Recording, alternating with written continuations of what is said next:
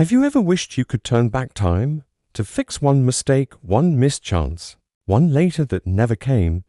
We all think time is endless, a vast ocean of tomorrows.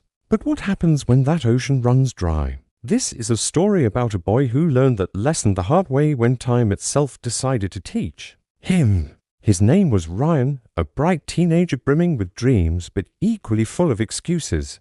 Every chore, every goal, every moment with his family was met with the same answer: I'll do it later. Homework piled up, friendships drifted, and aspiration faded, all pushed aside for a tomorrow that somehow never arrived. He was stuck in a loop of his own making, watching the world move forward from the comfort of his bed, scrolling through a life he wasn't living. His alarm would shriek, and he'd hit snooze. His mother's voice would call from downstairs, "Breakfast is ready." In 5 minutes, he'd mumble, pulling the covers tighter. Those 5 minutes stretched into hours, days, and then years. His grades plummeted. Friends he once shared dreams with were now living them, while Ryan remained anchored in the shallow waters of procrastination. On his 18th birthday, his grandfather, a wise old clockmaker with hands that seemed to hold the secrets of the ages, gave him a small, elegant hourglass. Every grain of sand is a moment, the old man said, his eyes kind but serious. When it runs out, flip it and think about how you've used your time. Ryan offered a polite smile, but the weight of the words was lost on him. He tossed the hourglass onto his cluttered desk, where it was soon swallowed by dust and forgotten things. That night, as the house fell silent, Ryan drifted to sleep beside the dusty hourglass. He found himself in a strange, cavernous room. The walls were a mosaic of ticking clocks, each one counting down a different lifetime. The air was thick with whispers, a haunting chorus of missed opportunities. Later, later, later. From the shadows, a tall, cloaked figure emerged, holding an hourglass that glowed with a menacing red light. "I am time," a voice echoed, ancient and powerful. "You have wasted me your entire life, casting me aside as if I were infinite." Ryan laughed. A nervous, hollow sound.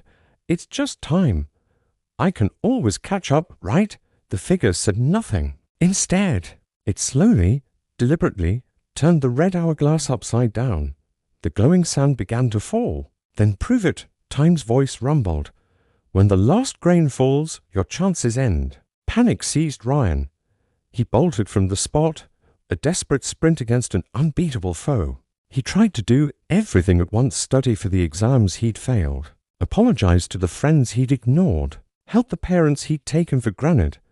But for every task he started, a dozen more he had postponed for years sprang up, demanding his attention. The sand in the red hourglass seemed to accelerate, pouring down in a furious cascade. The clocks on the walls spun wildly, their hands a blur of motion.